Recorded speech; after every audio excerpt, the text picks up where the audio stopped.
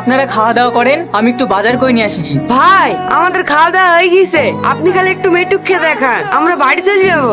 এই তুই ছেলের বাপ না আমি ছেলের বাপ? আগে মেয়ের মা আসবে তারপরে অন্য কিছু। আশ্চর্য ব্যাপার তো, মেয়ের মাকে কিনে নিয়ে আসবে?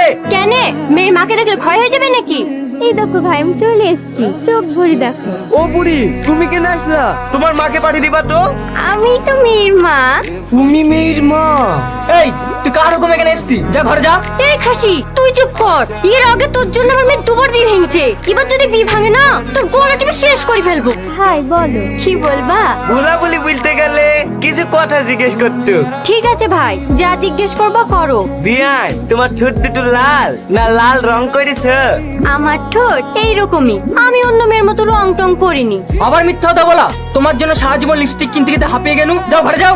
এই কোনো কথা না, একদম চুপ। বিয়ান, তোমার